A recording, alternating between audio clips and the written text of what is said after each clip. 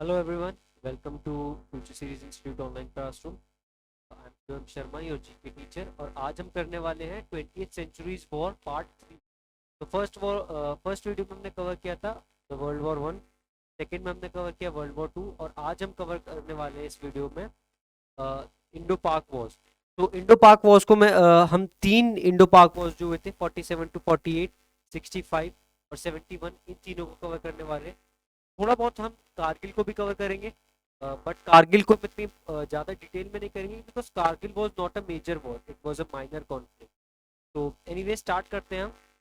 The first Indo Pak war 47 to 48, a result of territorial claims of India and Pakistan over Jammu and Kashmir. The Independence Act of 1947, any princely state that was formerly a part of British Raj has a complete choice of being independent or join any of the dominions of either India or Pakistan. तो 47-48 का युद्ध जो हुआ था वो entirely Kashmir के ऊपर हुआ था। एंड इस युद्ध से जो रिजल्ट्स आए थे ना, उस चीज़ को हम आज भी बेसिकली देख सकते हैं, भुगत सकते हैं अपनी डेली लाइफ में अगर आप कश्मीर को स्टडी करोगे तो। हुआ क्या था, दोनों देश ही कश्मीर के ऊपर कंट्रोल चाहते थे। एंड जब अंग्रेज गए थे ना, तो अंग्रेजों ने सीधा क्या करा था, इंडिपेंडेंस एक्ट ऑफ 1947 निकाला था, जिसके तहत अगर एक स्टेट चाहे तो वो इंडिया का पार्ट बन सकता है, चाहे तो पाकिस्तान का बन सकता है, या चाहे तो वो इंडिपेंडेंट अपना अलग आज़ाद देश बन के रह सकता है। अब मैक्सिमम स्टेट्स जो थे ना, उन्होंने या तो इंडिया को चूज कर लिया था या पाकिस्तान को चूज कर लिया था। अब कुछ यहाँ पे बीच में दिक्कतें आई थी, फॉर एग्जांपल जूनागढ़ गुजरात का एक प्रोविंस है, उधर एक प्रॉब्लम आई थी। हैदराबाद में आई थी एक प्रॉब्लम, क्योंकि वहाँ का जो नवाब था वो पाकिस्तान ज्वाइन करना चाहता था, but most of the time कोई प्रॉब्लम नहीं थी। जो स्टेट्स इंडिया को चाहिए थे वो मिल गए थे इंडिया को, और जो स्टेट्स पाकिस्तान को चाहिए थे वो पाकिस्तान को मिल गए थे। कुछ स्टेट्स में प्रॉब्लम आई थी, फॉर एग्जांपल गोवा में। गोवा को हमने 1961 में जीता था पुर्तगालियों से। बट सबसे ज़्यादा अगर किसी से प्रॉब्लम आई थी वो था कश्मीर, क्योंकि कश्मीर में क्या हुआ था, जो राजा हरी सिंह जी थे वो क्या चाहते थे कि वो अकेला एक आज़ाद देश बन के रहे, और ना तो वो भारत में जाना चाहते थे ना वो पाकिस्तान में जाना चाहते थे। तो जरा इनके बारे में पढ़ लेते हैं। Maharaja Hari Singh, Hindu ruler of Dogra dynasty, ruled Muslim majority 3/5 of then Kashmir. तो ये जो महाशय थे, ये डोगरा डायनेस्टी के एक राजा थे, एक हिंदू शासक थे, और ये रूल जिन पे कर रहे थे वो मेजोरिटी मुस्लिम थे। 3/5, 3/5 को हम एक्सप्लेन ऐसे कर सकते हैं कि अगर 50 लोग किसी जगह में रह रहे हैं तो 30 मुस्लिम्स हैं, एंड 20%, 20 जो बचे हुए हैं वो रेस्ट है। वो हिंदूज हो सकते हैं, वो क्रिश्चियंस हो सकते हैं, कुछ भी हो सकते हैं, that is not the case. बात ये है कि वो एक मुस्लिम मेजोरिटी पे होकर एक हिंदू राजा थे। तो क्योंकि उस टाइम पे पाकिस्तान इस्लाम के ऊपर एक कंट्री बन रही थी, तो जो कश्मीर के लोग थे वो पाकिस्तान जाना चाहते थे, एंड इंडिया वाले चाहते थे कि कश्मीर हमारे पास में, और राजा हरी सिंह चाहते थे कि वो इंडिपेंडेंट रहे। तो क्या हुआ, Hari Singh chose to remain independent and away from both dominions of India and Pakistan until Pakistan aggressively entered his territory in a bid to capture it. Unable to retaliate, he sought the help of India. अब हरी सिंह जी उन्होंने क्या बोला कि मैं अकेले रहना चाहूँगा, independent रहना चाहूँगा, आज़ाद रहना चाहूँगा, ना तो भारत में रहूँगा ना पाकिस्तान में रहूँगा। अब इससे क्या हुआ, भारत तो इस चीज़ को मान गया, बट पाकिस्तान ने नहीं माना। पाकिस्तान ने उन पर हमला बोल दिया। पाकिस्तान ने अपने कबालिए भेजे, अपने सैनिक भेजे, और इन पे हमला बोल दिया। और क्योंकि हरी सिंह के पास ना तो आर्मी थी बहुत अच्छी, ना उन पे डिफेंस सिस्टम थे, उन पे कुछ भी प्रॉपर नहीं था, तो उन्होंने क्या किया, वो भागे भागे इंडिया के पास आ गए मदद का हाथ मांगने। तो नेहरू, उस वक्त जो हमारे prime minister Nehru, made it clear that Indian troops would fight the war only if Kashmir can be declared an Indian territory. तो जो नेहरू थे और सरदार वल्लभ भाई पटेल, जिन्होंने सारा काम किया था इंडिया को एक करने का, उन्होंने क्या बोला कि आप हमारे देश में आ तो सकते हो, ठीक है, और हम आपकी मदद भी कर देंगे, बट एक ही शर्त पे करेंगे, अगर आप इंडिया का हिस्सा बन जाओ तभी हम अपनी भारतीय सेना आपकी मदद के लिए भेजेंगे। ये हमने उनके सामने कंडीशन रख दी। अब क्योंकि हरी सिंह जी के पास कोई ऑल्टरनेटिव बचा नहीं था, या तो वो इंडिया की मदद ले ले और इंडिया का हिस्सा बन जाए, या फिर उनके लोगों को ये पाकिस्तानी ख़त्म कर देंगे। तो उन्होंने क्या करा, maharaja made his ultimate choice that he would join India on October 2, 1948। अक्टूबर 2, 1948 को इन्होंने इंडिया ज्वाइन कर लिया। A document of accession was signed on the day and whole Kashmir was officially transferred to India based on a few conditions passed by Hari Singh। अब document of असेशन, जो ये document है ये India को मिल गया। ये डॉक्यूमेंट क्या बोलता है कि कश्मीर और कश्मीर का पूरा हिस्सा भारत की डोमिनियन के अंडर है। ठीक है, कुछ स्पेशल कंडीशंस, जैसे कश्मीर का खुद का फ्लैग दिया गया, खुद का कॉन्स्टिट्यूशन, खुद की स्पेशल राइट्स दी गई। ये सारी स्पेशल राइट्स आर्टिकल 370 के तहत कश्मीर से छीन ली गई थी। एक बार हम पहले इसको देख लेते हैं। Respecting the view of the king, Nehru and his cabinet plan for a special articles to be to kept under Indian Constitution, Kashmir be declared state of India with autonomous status। मतलब क्या था कि कश्मीर इवन दो इंडिया का हिस्सा रहेगा, Kashmir even though Bharat का part रहेगा, उसको कुछ स्पेशल राइट्स और ताकतें दी गई जो बाकी स्टेट्स को नहीं दी गई थी। क्योंकि for some reason Nehru ji को एक ही काम आता था, देश का काम बिगाड़ना, और उन्होंने ये चीज उन्हें दे दी। अब हुआ क्या, ये एक आर्टिकल 370 के तहत था। आर्टिकल 370 क्या कहता था कि कश्मीर एक स्पेशल स्टेट है, इसके पास खुद का कॉन्स्टिट्यूशन है, खुद का संविधान है, जिसका बेसिकली मतलब या अर्थ क्या है कि अगर कोई लॉ बाकी देश में लगता है ना, तो चांसेस आ कि वो कश्मीर में नहीं लगे, क्योंकि कश्मीर का खुद का कॉन्स्टिट्यूशन है, खुद का फ्लैग था इन पे, खुद के लॉज थे, तो बस एक नाम का स्टेट था हमारा। और ये आर्टिकल 370 बीजेपी गवर्नमेंट ने रिसेंटली कैंसिल कर दिया था 2019 में, ये बात आपको पता ही होगी। क्यों कैंसिल किया गया था? इसको कैंसिल करने का सिंपल रीजन एक था, क्योंकि कश्मीर में आतंकवाद बहुत बढ़ रहा था और उस आतंकवाद का कारण था ये 370। अब वो आतंकवाद चलो बात की बात है, अब हम आते हैं मेन मुद्दे पर। तो यहां पर अभी तक हमने क्या देखा कि हरी सिंह जी की लैंड पे पाकिस्तानियों ने हमला कर दिया, हरी सिंह जी ने हमारी मदद मांगी और हमने उनसे डॉक्यूमेंट ऑफ एक्सेशन ले लिया। अब the view of Pakistan two nation theory, अब पाकिस्तान का नजरिया क्या है कश्मीर को लेकर वो देख लेते हैं। The two nation theory maintain that if two ethnic groups existed in British India under the British rule, namely Hindus and Muslims, then it was logical that two nations be created. मतलब क्या पाकिस्तान वालों का क्या कहना था कि अंग्रेजों के अंडर दो रिलीजन्स थे इंपॉर्टेंट, जो सबसे ज्यादा थे, हिंदूज एंड मुस्लिम्स। तो इनका व्यू क्या है? इनका व्यू है कि हिंदूज के लिए एक अलग कंट्री बननी चाहिए और मुस्लिम्स के लिए अलग कंट्री बननी चाहिए। तो इसी कारणवश जम्मू एंड कश्मीर जो है वो पाकिस्तान का हिस्सा होना चाहिए, क्योंकि उसमें मुस्लिम मेजोरिटी है। A multi-ethnic nation like Pakistan needed a principle to unify the people, otherwise there was a risk of new nation splitting up। तो बेसिकली क्या है कि पाकिस्तान जैसी country multi ethnic, ethnic ethnic का मतलब होता है ग्रुप्स, ये ग्रुप्स बेस्ड ऑन रिलीजन भी हो सकते हैं, ठीक है, ethnic groups based on religion भी हो सकते हैं, जैसे कि हिंदू मुस्लिम सिख ईसाई। बेस्ड ऑन कल्चर भी हो सकते हैं, जैसे कि साउथ इंडिया का कल्चर अलग है, नॉर्थ इंडिया का कल्चर अलग है, नॉर्थ ईस्ट का कल्चर बिल्कुल अलग है, इनको कल्चरल ग्रुप्स कहते हैं। देन आपके सोशल ग्रुप्स, आपके जनरल ओबीसी है ना, सोशल ग्रुप्स में क्या आते हैं? S Cs S Ts, caste system जो आ जाता है आपका। उसी के साथ में इकोनॉमिक ग्रुप्स, इकोनॉमिक एथनिसिटी होती हैं। सो बेसिकली कहने का मतलब क्या है कि पाकिस्तान में बहुत सारे तरह के ग्रुप्स हैं। वहाँ पे आपका कंधा अफगान के लोग रहते हैं, वहाँ पे आपके बलोच के लोग रहते हैं, पठान रहते हैं, पंजाबी रहते हैं। तो उनका क्या मानना था कि अगर इतनी सारे लोगों को एक करके रखना है ना, तो कुछ ना कुछ कॉमन पॉइंट चाहिए, और वो कॉमन पॉइंट इन लोगों के लिए क्या था? इस्लाम। इनका कहना था कि पाकिस्तानियों को अगर आपको एक करना है ना, तो आपको इस्लाम मेजॉरिटी देश चाहिए, तभी पाकिस्तान एक रहेगा, नहीं तो पाकिस्तान के टुकड़े हो जाएंगे आगे जाकर। तो ये इनका व्यू था, जो कि बहुत ज्यादा एक पुराने तौर का व्यू है कि हम एक जैसे लोग एक जगह रह सकते हैं। और अब इंडिया का व्यू क्या है? The view of India ethnic homogeneity. Ethnic homogeneity मतलब कि एक ही तरह के लोग। The secularism is a principle, it simply means governance has nothing to do with religion. सबसे पहले तो भारतीय भारत में सेक्युलरिज्म नाम की चीज है।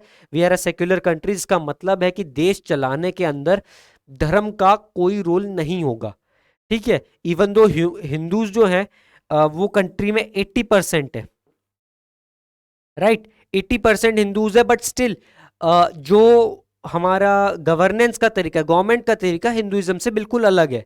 नंबर वन तो ये है हमारा। नंबर टू है Indian diplomacy maintains the respect of individual dignity covered with patriotic fervour. तो इंडिया में हम क्या मानते हैं कि हम हर एक कास्ट की रिस्पेक्ट करते हैं, हम हर एक कल्चर की रिस्पेक्ट करते हैं, हर एक सोशल ग्रुप की रिस्पेक्ट करते हैं, और उसी के साथ साथ सबसे ऊपर हम अपने देश की इज्जत करते हैं। ये हमारा पॉइंट ऑफ व्यू है। And third is above all Kashmir is our. यहां पे मैंने इसको कैपिटल में लिखा है क्योंकि कश्मीर हमारा है, since we have the document of accession. ठीक है, अब इस चीज को देखिए, आपके पास एक जमीन है, ठीक है, और अगर आपके पास कोर्ट का केस हो जाता है उस जमीन से रिलेटेड, तो पता है कोर्ट किस चीज को मान्य मानता है? कोर्ट इस चीज को मान्य नहीं मानता कि आप उस जमीन पे हो सकता है 50 साल से रह रहे हो। कोर्ट इस चीज को मान्य नहीं मानता कि हो सकता है वो जमीन आपने उस जमीन के ऊपर मकान आपका हो। वो इस बात को भी नहीं मानेगा कि आप उस जमीन के लिए बहुत कुछ अच्छा कर रहे हो। वो सिर्फ एक चीज को मानता है कि आपके पास उस जमीन के कागज हैं कि नहीं है, और कश्मीर की जमीन के कागज भारत के पास में है, डॉक्यूमेंट ऑफ एसेशन। तो अकॉर्डिंग टू लॉ कश्मीर हमारा है, पाकिस्तान का इसमें कोई इन्वॉल्वमेंट नहीं है। अब डिटेल्स ऑफ द वॉर क्या है, पीरियड कब से कब चला, ये अक्टूबर 1947 से लेकर दिसंबर 1948 तक चला। 1 साल 2 महीने का ये युद्ध था। This war was terminated by cease fire resolution of the United Nation Security Council on January 1 1949। जनवरी 1 1949 को ये बंद कर दिया गया।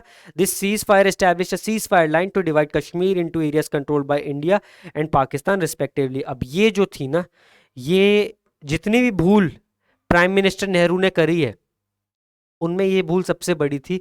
जब इंडिया और पाकिस्तान का वॉर हो रहा था ना, इंडिया वर्सेस पाकिस्तान वॉर 1947 वाला, तो वो वॉर हम जीत रहे थे। ठीक है, we were winning that war. हम पाकिस्तान को हरा रहे थे। जो उस टाइम के हमारे कमांडर इन चीफ थे,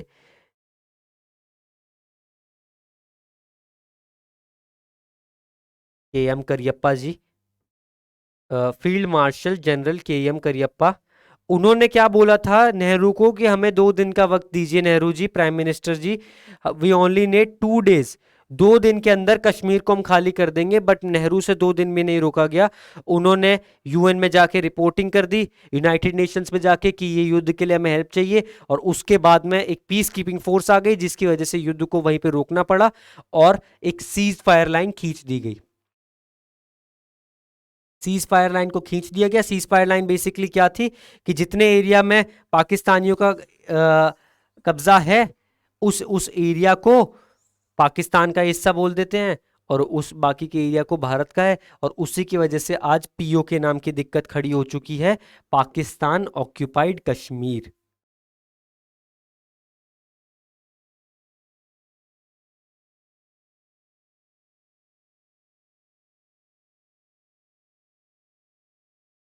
पाकिस्तान ऑक्यूपाइड कश्मीर नाम की दिक्कत यहीं से खड़ी हो गई। कैसे खड़ी हुई मैं आपको बता देता हूँ। इमेजिन करिए कि ये एरिया जो है ये कश्मीर है, और ये लाइन है।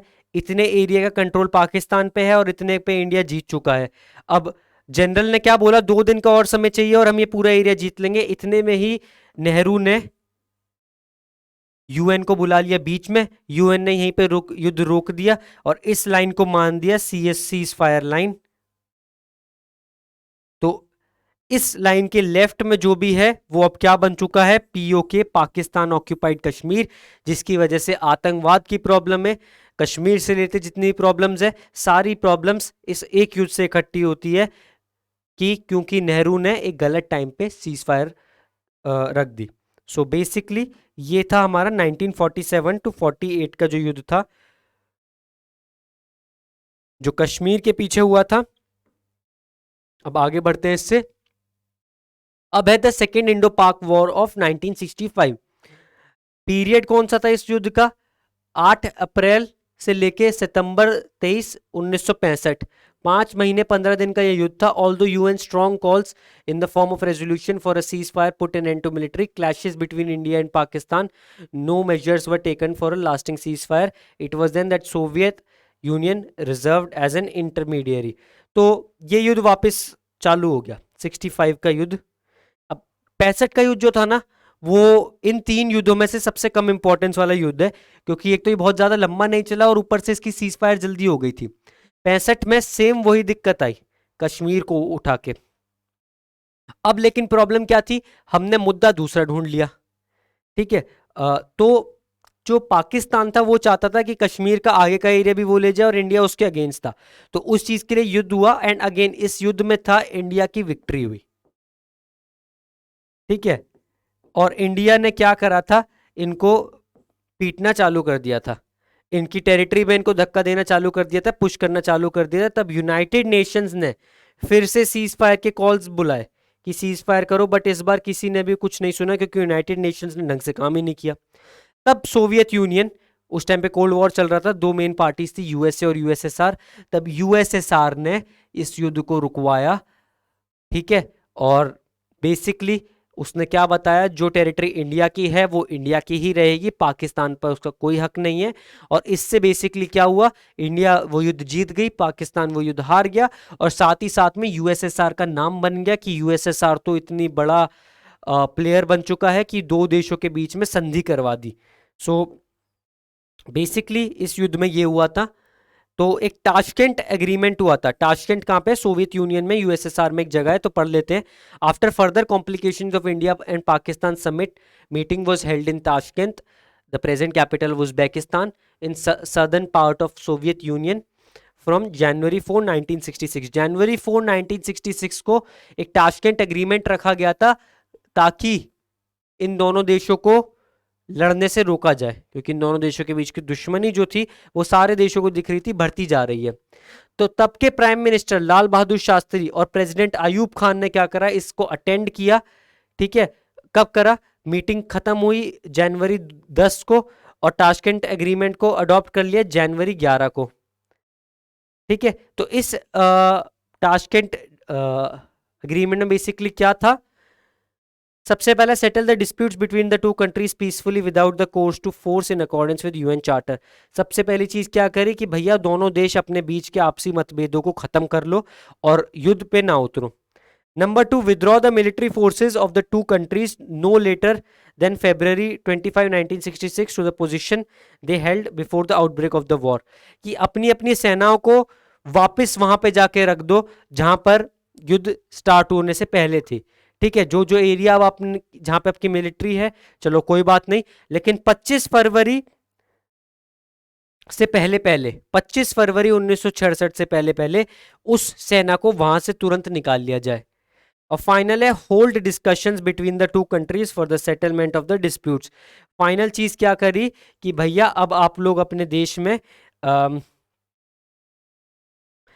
जल्दी से जल्दी आप लोग क्या कर लीजिए, एग्रीमेंट्स करवा लीजिए, बातचीत कर लीजिए, इस मैटर को यहीं पे सॉल्व करिए, क्योंकि आप दोनों की वजह से सैकड़ों हजारों लोगों को प्रॉब्लम्स हो रही है, जो कि एक सही चीज नहीं है।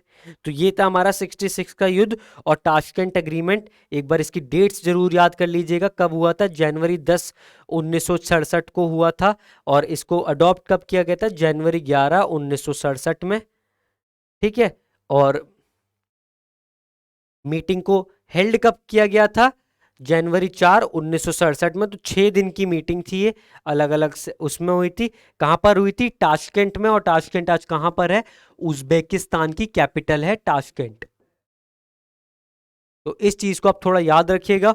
अब हम चलते हैं सबसे इंपॉर्टेंट युद्ध पे, जिसके ऊपर बहुत सारी मूवीज बन चुकी हैं आपकी। बॉर्डर मूवी इस युद्ध के ऊपर बनी हुई थी, आपकी भुज मूवी जो भी आई है अजय देवगन की, वो भी इस युद्ध पे है, and countless other movies have been made on this war. तो the third Indo Pak war of 1971 कब से कब तक चला था, 3 दिसंबर से लेकर 16 दिसंबर तक चला था। 14 दिन के अंदर पाकिस्तान को मात दे दी गई थी भारतीय सेना द्वारा। अब इस युद्ध का बैकड्रॉप क्या था उसको मैं थोड़ा समझा देता हूं। इस युद्ध को डिक्लेयर करने के ना सिंपली एक रीजन था, इस बार कश्मीर के पीछे ये मुद्दा नहीं हुआ था, इस बार ये मुद्दा हुआ था बांग्लादेश के पीछे। बांग्लादेश उस टाइम में एक अलग कंट्री नहीं था, बांग्लादेश उस टाइम में ईस्ट पाकिस्तान था, ईस्ट पाकिस्तान। और जो असली पाकिस्तान है वो था वेस्ट पाकिस्तान। तो जो पाकिस्तानी लोग थे ना, वो सबसे पहले तो ईस्ट पाकिस्तान वाले लोगों से नफरत करते थे। इनको बंगाली भिखारी नाम से जाना जाता था, बांग्लादेशियों को। ठीक है, क्योंकि ये काफ़ी गरीब थे और यहाँ पर डेवलपमेंट का कोई वो स्कोप नहीं दिख रहा था पाकिस्तानियों को। तो यहाँ पर वो कंट्रोल करना चाहते थे इन्हें पूरी डिक्टेटरशिप के थ्रू। बांग्लादेश के लोगों को ये मंजूर नहीं था। वो इनके सामने आए और रिजल्ट में इन्होंने क्या करा, 30 लाख बांग्लादेशियों को मौत के घाट उतार दिया। 30 लाख बांग्लादेशियों को मार दिया। I repeat, 30 lakh. 30, ये जो नंबर है ना, 30 lakh, this is the largest civilian casualty after world war two. विश्व युद्ध 2 के बाद में, वर्ल्ड वॉर 2 के बाद में सबसे बड़ी सिविलियंस का नरसंहार अगर कोई हुआ है तो वो ये था। 30 लाख बांग्लादेशियों को मार दिया गया, जिसकी वजह से क्या हुआ, ये बांग्लादेशी जो थे ये रेफ्यूजी बनकर हमारे देश इंडिया में घुसने लग गए चोरी चुपके।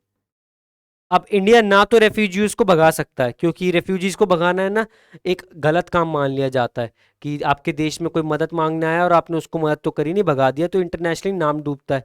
और ना हम इनको अंदर ले सकते थे, क्योंकि ये बात मैं कर रहा हूँ 1971 की, 1971 की। इंडिया अभी एक यंग कंट्री था, जस्ट अभी हमें बहुत ज़्यादा टाइम नहीं हुआ था इंडिपेंडेंस को हुए हुए।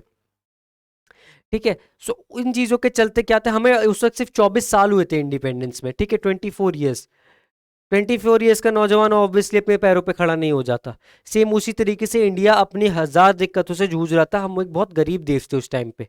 तो ऑलरेडी हमारे पास इतने लोग थे पालने को, ऊपर से रेफ्यूजी आए जाने। तो उस वक्त की जो हमारी प्राइम मिनिस्टर थी इंदिरा गांधी, उन्होंने वॉर डिक्लेयर कर दिया पाकिस्तान के ऊपर बांग्लादेश को आज़ाद करने के लिए। एंड 14 डेज के अंदर हमने बांग्लादेश को आज़ाद कर दिया और पाकिस्तान को सबसे बुरी हार दी आज तक की उनकी, जिसमें उनके 90,000 से ज़्यादा सैनिक जो थे हमारे सामने गिर गए और हार मान ली। और एक बहुत फेमस पिक्चर है इसके पीछे, जब उनके सारे जनरल्स हमारे सामने सरेंडर करके गए थे। तो अब हम इसको थोड़ा सा स्लाइड से पढ़ते हैं।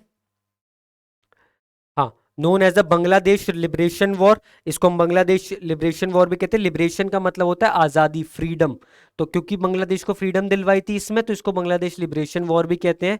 Prime minister Indira Gandhi was considering the ejection of Pakistani army and air force from the south southern Azad Kashmir and liberating it. United States deployed the 7th Fleet to the Bay of Bengal to prevent India's attack against West Pakistan. International sources consider the beginning of the war to have been Operation Genghis Khan, when Pakistan launched preemptive airstrikes on 11 Indian air bases on 3 December 1971.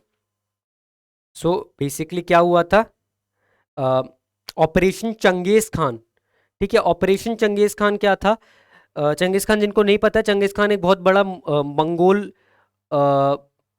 कबालिया था। ठीक है, Mongol empire का father था और उसी ने ही Mongol empire establish किया था। उसका नाम चंगेज खान जरूर है, बट एक वो मुस्लिम नहीं था। ठीक है, ये चीज़ आप ध्यान रखिएगा। ये जो खान वर्ड होता है ना, खान वर्ड एक इस्लाम से रिलेटेड नहीं है। खान वर्ड का मतलब होता है वॉरलॉर्ड, वॉरलॉर्ड या फिर चीफ, या फिर अगर थोड़ी इजी सिंपल भाषा में बोल तो बॉस। खान का मतलब ये होता है, खान का मतलब अगेन एक मुस्लिम वर्ड से नहीं आया है खान। ठीक है, हुआ क्या था कि चंगेज खान के जो संतानें थी ना, आगे जाके 4-5 उसके पोते पोतों के बाद में, वो उन्होंने इस्लाम कबूल कर लिया था, इसलिए खान जो है मुस्लिम से जुड़ गया। नहीं तो उससे पहले खान्स जो होते थे वो अलग होते थे। चंगेज खान का असली रिलीजन था तेंगरी रिलीजन, वो भगवान तेंगरी में मानता था। एनीवेज, तो चंगेज खान बात की बात है, कभी और करेंगे। ऑपरेशन चंगेज खान में 11 एयर बेसिस पे हमला किया गया था। अगर आपने अगर आपने भुज मूवी देखी है तो आपको पता होगा कि क्या हुआ था। बेसिकली उन्होंने 11 इंडियन एयर बेसिस पे एयर स्ट्राइक कर दी और वहां से युद्ध चालू हुआ। 14 डेज का युद्ध हुआ था, जिसमें अलग अलग जगह बैटल्स हुए थे। एक बैटल था आपका बैटल ऑफ लोंगेवाला।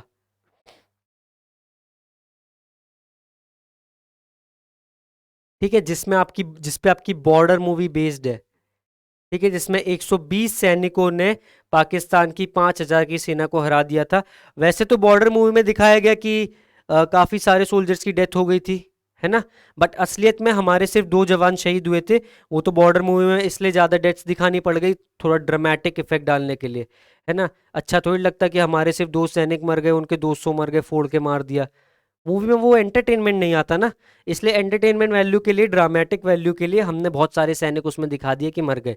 बट असलियत में बैटल ऑफ लोंगे वाला हम जीत गए थे, उनके पास टैंक्स वगैरह सब कुछ थे, और हमारे सिर्फ 2 जवान शहीद हुए थे, और उनके लगभग 400 से 500 सैनिक हमने मार दिए थे, और 36 टैंक्स हमने उनके तबाह कर दिए थे। ये 36 टैंक्स का नंबर वर्ल्ड वॉर 2 के बाद में सबसे बड़ा नंबर है।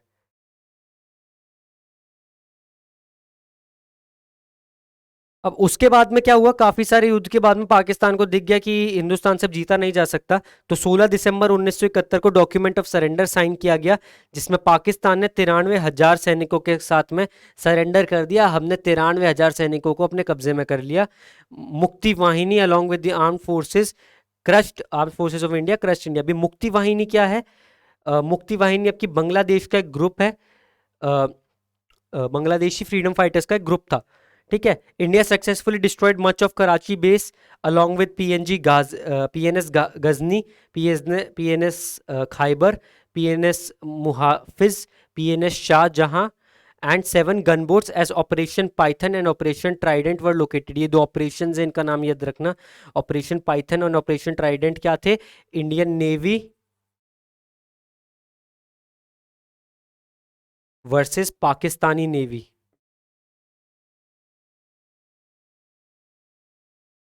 ठीक है। और हमने उनकी कौन कौन सी शिप्स डिस्ट्रॉय कर दी? गजनी, खाइबर, मुहाफिज और शाहजहाँ। हमने इतनी सारी इनकी जो इंपॉर्टेंट इंपॉर्टेंट सबमरीन थी उनको डिस्ट्रॉय कर दी। और हमारी तरफ से जो हीरोइक सबमरीन थी, आईएनएस विक्रांत थी, played an important role in the war along with some frigates and destroyed. INS Vikrant जो है वो हमारी एक शिप थी, ठीक है। और उस शिप, वो बेसिकली है ना एक लेजेंड बन चुकी है हमारे उसमें, इंडियन डिफेंस की। उससे 2014 में इस शिप को रिटायर कर दिया गया था, और अब एक नई आईएनएस विक्रांत आई है 2019 में, जो बेसिकली उसी के ऊपर बेस्ड है, उसी का नाम है, बट थोड़ी डेवलपमेंट है। तो ये जो वॉर था ना, ये कंप्लीट ह्यूमिलिएशन था। ह्यूमिलिएशन मतलब शर्मिंदगी। पाकिस्तान को इस वॉर में इतना ज्यादा शर्मसार कर दिया गया था कि 93,000 सैनिकों को तो बंदी बना लिया था हमने। बट ऑब्वियसली क्योंकि हमारे पास उस वक्त इतना पैसा नहीं था, इतने खाने की चीजें नहीं थी, इनको कहां पर रखते 93,000 सैनिकों को, तो हमने इन्हें छोड़ दिया। आज का टाइम होता तो शायद हम 93,000 सैनिकों के लिए एक जेल बना देते, बट वो टाइम अलग था। बट मेन मुद्दा ये था कि 14 दिन के अंदर ही पाकिस्तान, जो अपने आप को एक पावरफुल मुल्क समझ रहा था, 14 दिन में उसको समेट दिया गया। उसने हार मान ली, और उसके बाद में उसने एक छोटा सा युद्ध हमसे लड़ा था, कारगिल का। वो युद्ध 1999 में लड़ा था, और वो कारगिल का युद्ध भी हम जीते थे। कारगिल का युद्ध में थोड़ा फटाफट बता देता हूँ क्या है। कारगिल का युद्ध क्या है? एक कारगिल नामक एरिया है, उसके ऊपर था ये युद्ध, कि ये एरिया जो है पाकिस्तान कह रहा था उनका है, हिंदुस्तान कह रहा था हमारा है। और एक युद्ध हुआ इसके पीछे, और इसके पीछे एक ऑपरेशन विजय आपसे पूछा जा सकता है।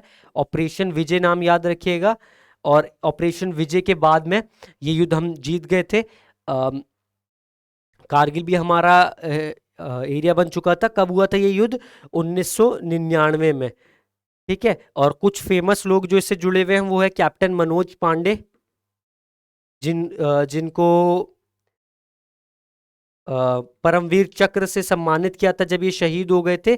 और अगर आपको कारगिल युद्ध से रिलेटेड कोई मूवी देखनी है तो एक टैंगो चार्ली करके एक मूवी है अजय देवगन और की, वो देख सकते हो। उसमें अजय देवगन ने इनका रोल निभाया, कैप्टन मनोज पांडे का। सो ये हमारे 4 युद्ध हुए थे भारत और पाकिस्तान के, और चारों युद्ध में हमने इनको पीटा है। और अगर आगे कोई होगा तो भी अब इन्हें हराएंगे, ठीक है। हाँ, एक चीज और है इसमें, थोड़ी सी मैं बताना भूल गया। Indian air force soon to control over Dhaka as it destroyed the airbase control of Pakistan. हमने कराची में तो उन्हें फोड़ ही दिया था, पाकिस्तान में कराची में घुस गए थे। कराची पाकिस्तान का एक बहुत इंपॉर्टेंट शहर है। हम ढाका में गए। ढाका कहाँ पर है? बांग्लादेश की कैपिटल जो है। और हमने उनका, पाकिस्तानियों का जो वहां पर, पाकिस्तानियों का जो एयरबेस था उसको फोड़ दिया वहां पर।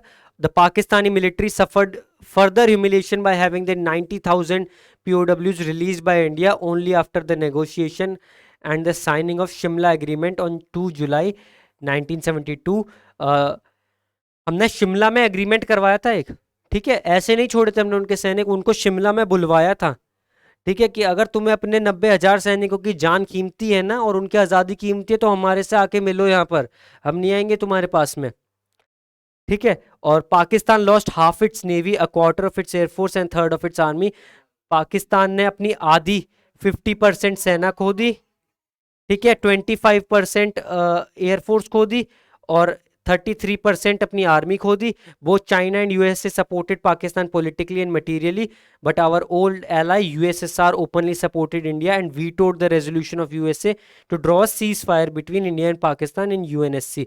सो जो चाइना और यूएसए थे, यूएसए वो यूएसए जो आज हमारा बहुत बढ़िया मित्र बन रहा है, दोनों ही कंट्री हमारे अगेंस्ट थे और पाकिस्तान की मदद कर रहे थे, उनको पैसे के थ्रू और पॉलिटिकली भी।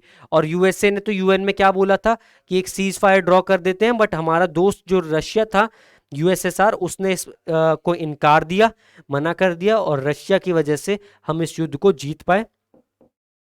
And at last this is the map of India, ठीक है। सो ये रहा आपका बांग्लादेश का एरिया जो उस वक्त ईस्ट पाकिस्तान है, ये आपका वेस्ट पाकिस्तान था।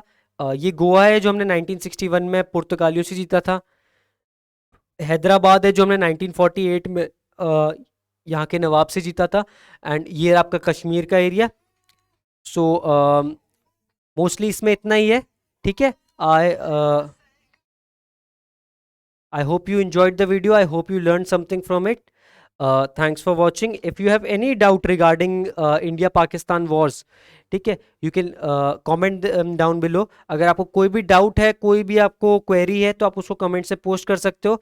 Subscribe the channel and I will see you in the next video. Thank you. जय हिंद।